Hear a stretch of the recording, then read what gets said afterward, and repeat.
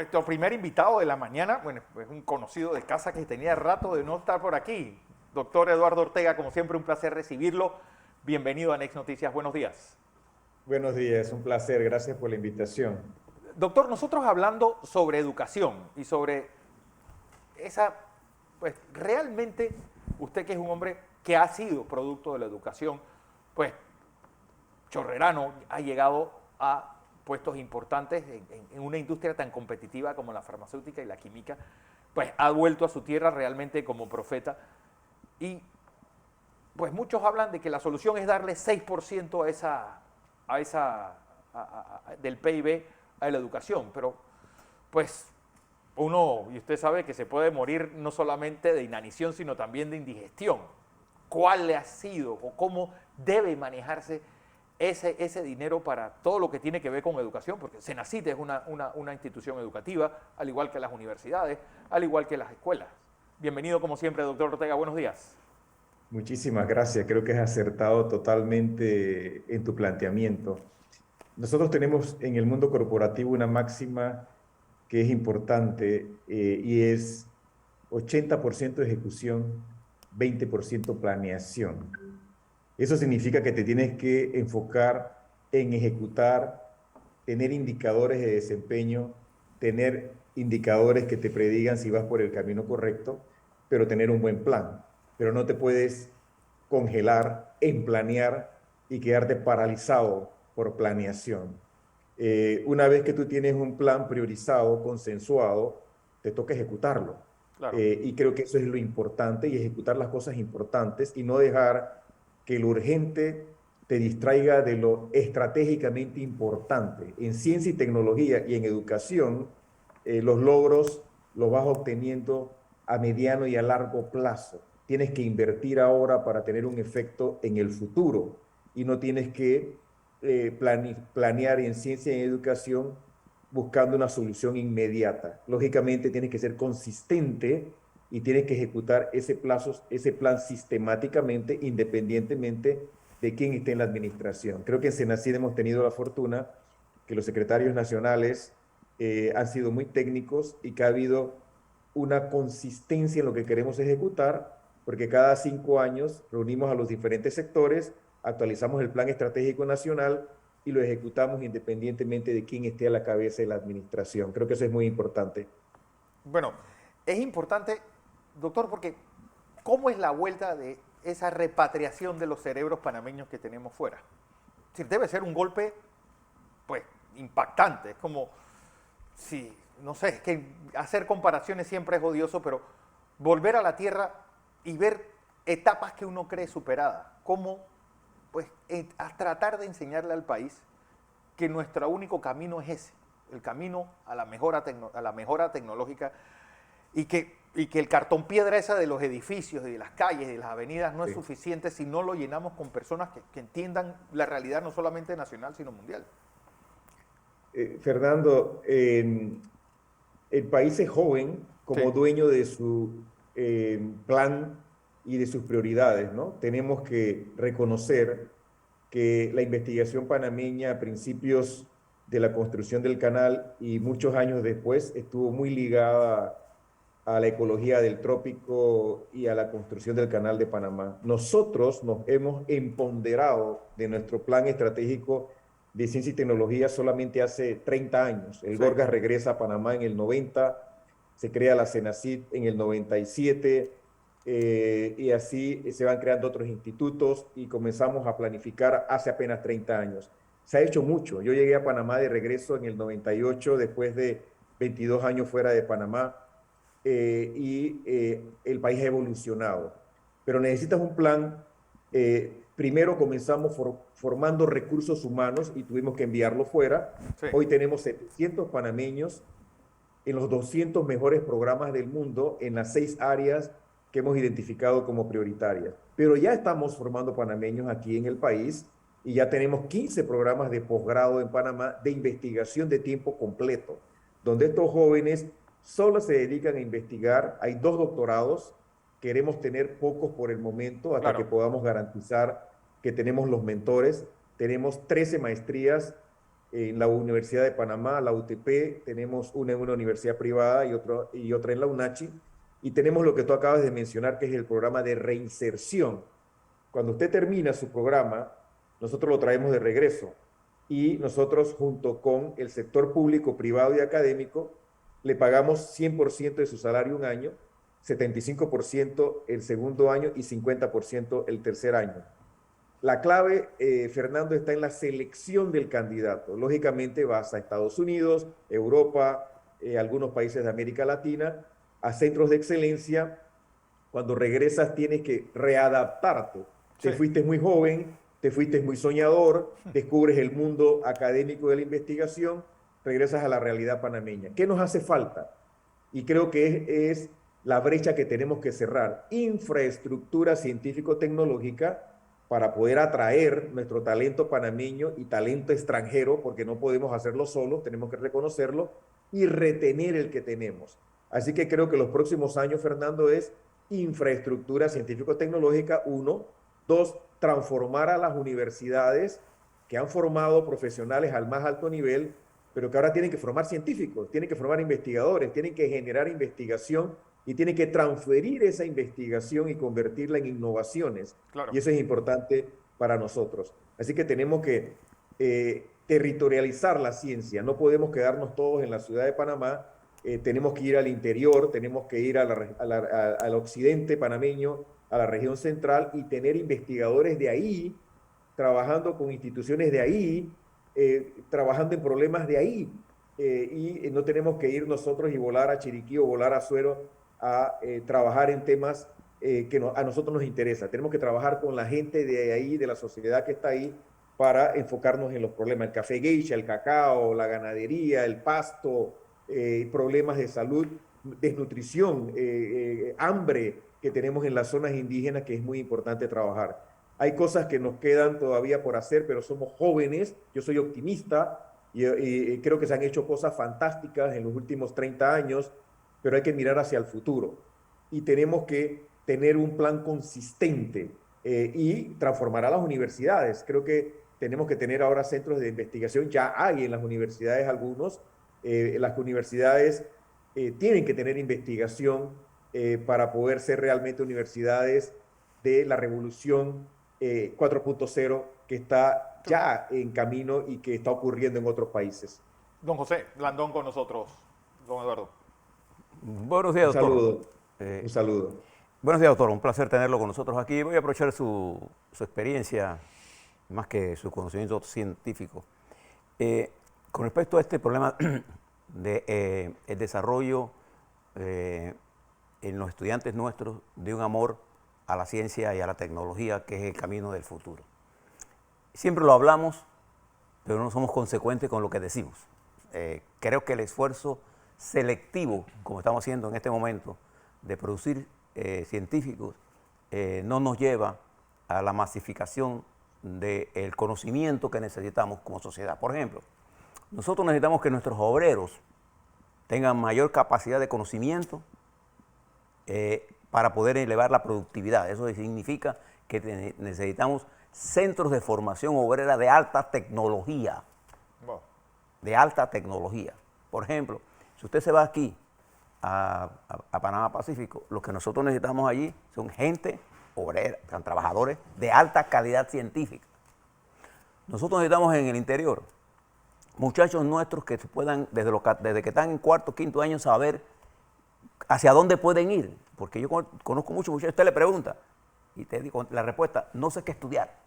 Sí. ¿Por qué? Porque el mundo está, y ellos creen que metiéndose en internet van a aprender.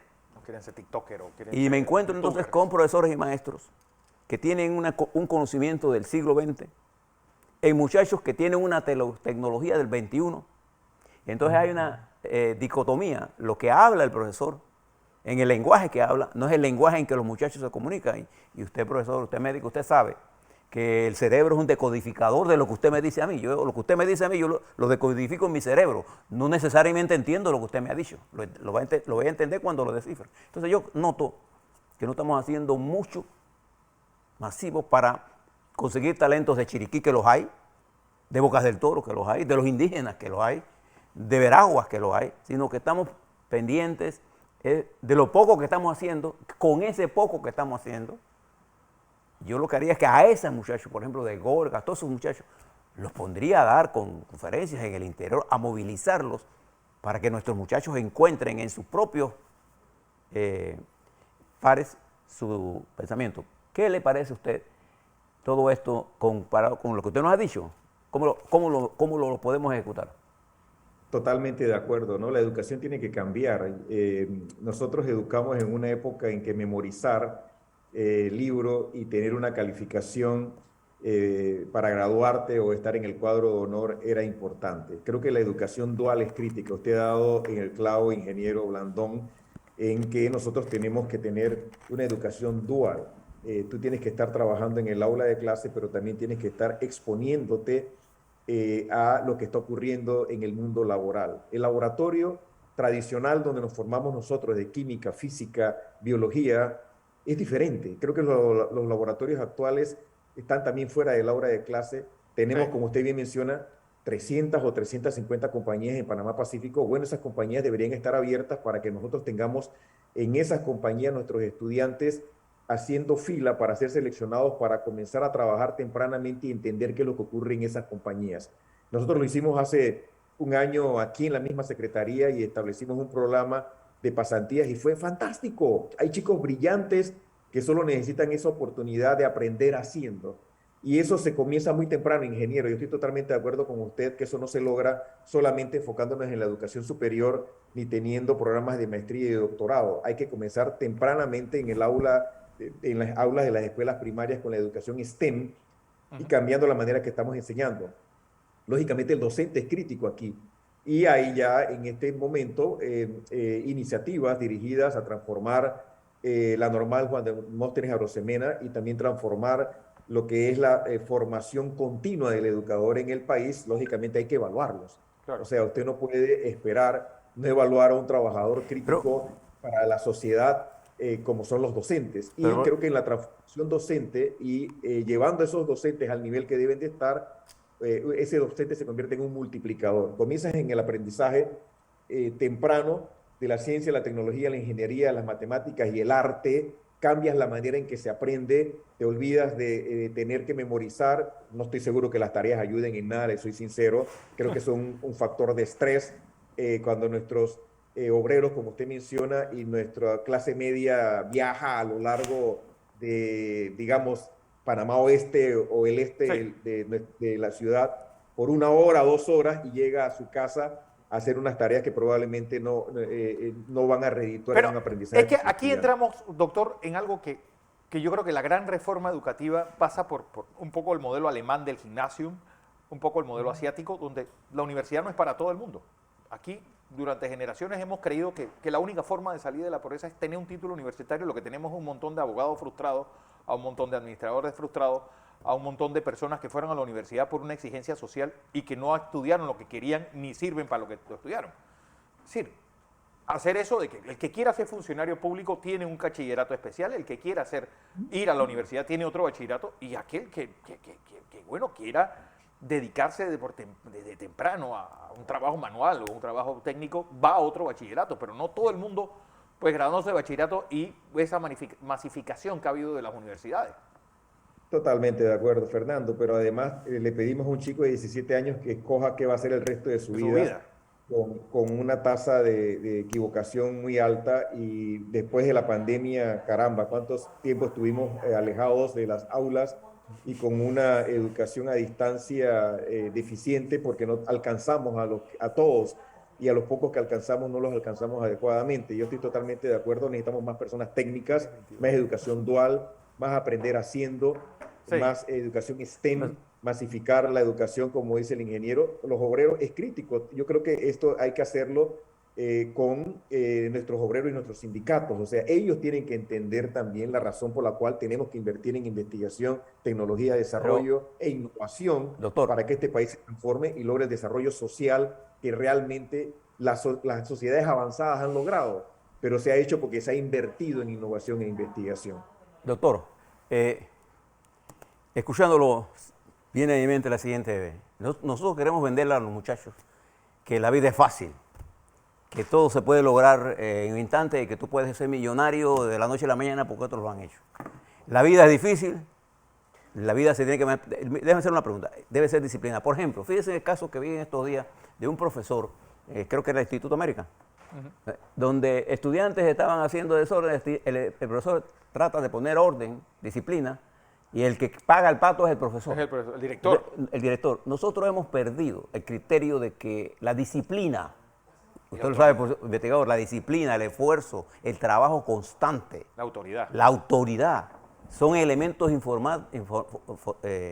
fundamentales de un proceso de formación. Y mi pregunta es esta, nosotros no debiéramos hacer un gran esfuerzo en educar a nuestros educadores. No, y creo que vamos en ese camino, ingeniero, totalmente de acuerdo. La disciplina, a ver, estudiar no es fácil, ingeniero, ¿ah? No.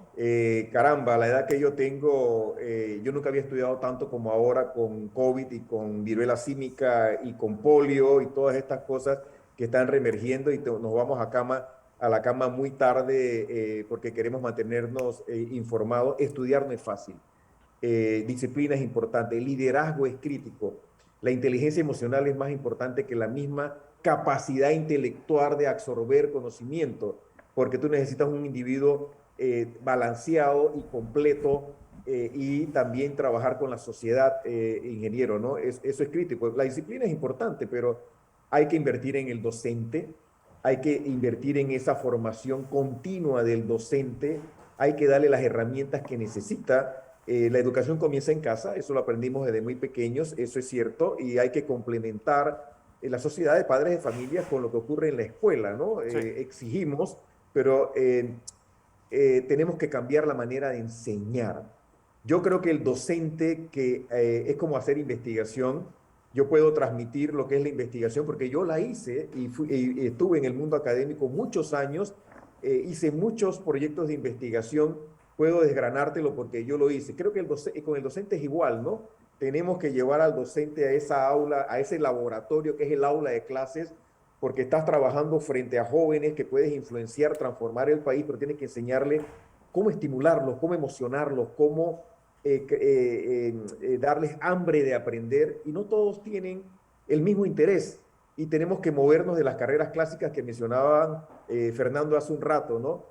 Claro, cuando tú llevas a un médico a la Facultad de Medicina y piensa que su futuro es el consultorio, y claro, todos queremos vivir bien, pero hay un compromiso con la sociedad. Si eliges bien a los jóvenes que van a la Facultad de Medicina, a las facultades de medicina, porque tenemos muchas hoy, estás eligiendo al médico ese también que va a ser potencialmente un investigador y un docente, porque el médico hace múltiples cosas. Seleccionar bien. Yo mismo vengo de una escuela médica tradicional, yo aprendí a hacer investigación cuando ya era un médico pediatra y descubrí que meterte en el laboratorio y hacer cosas te abría un mundo diferente. Bueno, hay que transformar la Facultad de Medicina y estos jóvenes tienen que comenzar ahora a salir a la comunidad también y entrar a los laboratorios de investigación. Creo que sí, totalmente.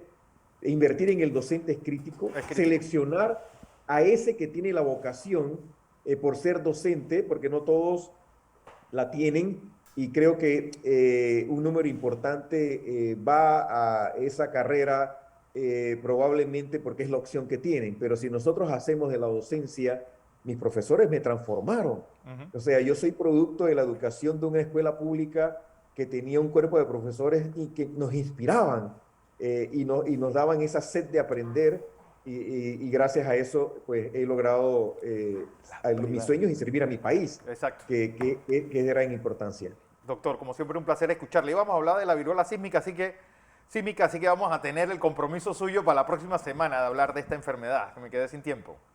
Con mucho gusto. Será un placer y saludos a los dos. Así es, Eduardo Ortega, pues, director del CENACYT, investigador clínico.